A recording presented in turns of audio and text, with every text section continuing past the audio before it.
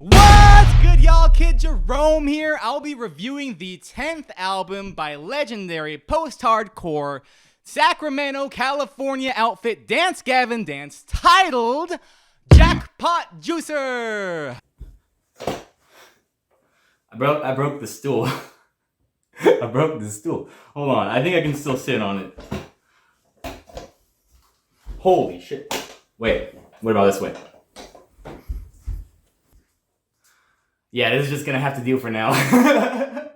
Full disclosure, I am a huge Dance Gavin Dance fan. This is my favorite band and has been since Downtown Battle Mountain 2. I've been following them since then. I've been really excited about their trajectory as a band, and I've been anticipating this album for a while. So forgive me if I come off a little biased here, but maybe you'll pick up on what I'm putting down by the end. The most defining characteristic of this album is their use of this really dense wall of sound technique. A lot of songs start with a wall of sound right off the bat. I mean, we have guitars, drums, bass, etc., all coming in on the first second of the song. Really not wasting any time. It becomes the signature sound of the album. While there's not much variation throughout, they all feel like they have the similar character. They all feel like they belong together. Not unlike what Playboi Carti did on a whole lot of Red. All those songs were kind of aggressive, peer-born instrumentals. They were in your face from the jump. They were instantly catchy, instantly memorable. So I really appreciated that all these songs felt interrelated, that nothing really felt out of place. Probably the lowest point of the album is the intro itself, Untitled 2, and that just sort of serves as a intro into Cream of the Crop, which returns these strings at the very end of the song, really tying it together thematically. I loved this aggressive sound all throughout the album. They took a lot of risks, starting off with a strong sound like this, because if you ever want to build up through the song, you already showed us your entire hand. Where can you go if you start from the top? So they'll have to sort of have these breaks in energy where they take everything down 3 or 4 notches and then they build right back up. And this could sound a little bit forced. This could sound a little bit jumpy, but for me, they tend to be the high points of the album. The execution was beautiful. I really appreciated the variation when I did hear it. It really grabbed you by the ear. It was masterful stuff. A couple examples of them doing this occur on the Ember Bridge. We have these arpeggiated guitar melodies that are just instantly catchy, instantly familiar. And we have the Cream of the Crop string outro. It's this low moment following countless moments of intensity, and it really brings the song to a beautiful close. It puts a ribbon on top of everything. This album features extremely unconventional song structures. A lot of the time there's multiple choruses, multiple bridges.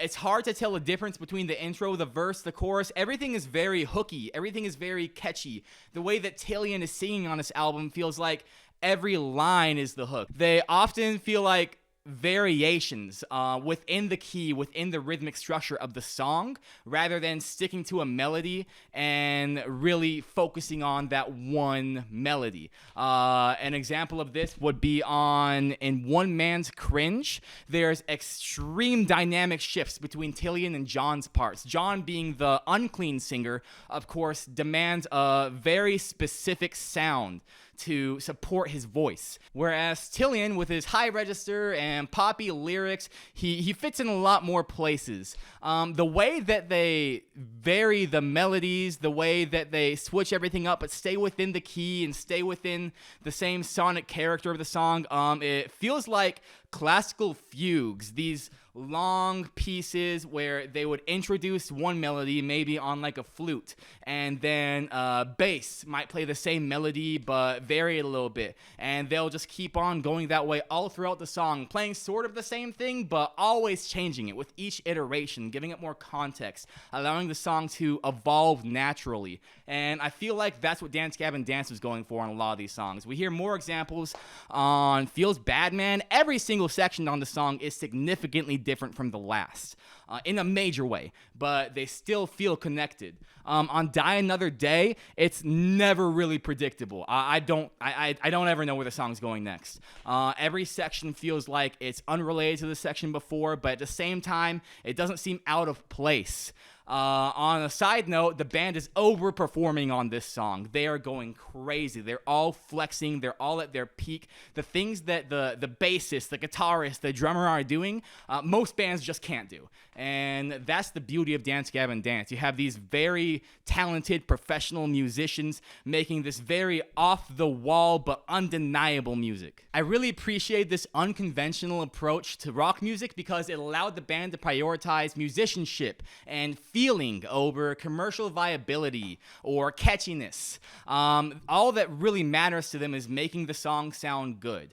So when they're thinking of what should we do in the next section, it's not so much, hey, we got to go back to the verse. It's what would sound best at this moment in time. And a lot of the time, the answer is John Mess doing some weird fast rap or Tillian dropping some nonsense vocals. It shouldn't work. It doesn't make any sense why it works, but it absolutely does work. Sometimes, though, it can be a little convoluted. If you attempt the impossible 18 times, you're bound to hit a dud once or twice. A couple of songs that were a little over my head, I guess, would be Long Nights in Jail. It never felt established. The connection between sections was unconvincing. John's unclean vocals in Have a Great Life somehow felt less energetic than Tillian's clean ones. Tillian was really overperforming on this album. This is the best I think he's ever sounded. His voice was very loud, very full of passion, and the notes he was hitting were way up there, like way up there. You would think with age, with performing fatigue, with all sorts of things that his register would start to falter, that he wouldn't be able to hit the same notes he used to, but it feels like the opposite is happening. He just keeps improving. John Mess is the star of the show for me, though. The things he's doing on this album, I very, very rarely ever hear. His progression throughout Dance Gavin Dance has been really something to behold. It's been incredible, the growth we've seen from this unclean vocalist. He's developed this fast rapping style on some of these songs. Still screaming, though. Still screaming, of course. Kind of like what you would hear in Attila. Some examples of this are on Synergy, Pop Off, Die Another Day. They're very powerful, very fast, very impressive verses. And I wish there was more examples. I wish this kept happening throughout the album because they tended to be my favorite parts. The way that John screams somehow feels frantic and laid back at the same time. Effortless is exactly how I would describe it. He makes it sound easy. The instrumentals were all over the place, but in the best way. The rhythm section never gave up. They were always on time, always high energy, always matching the melody. Rest in peace, Tim, the bassist who passed away right before this album. This was an incredible showing for him. I find myself honing in to the bass parts more often than not, and thank God I do, because he played his heart out.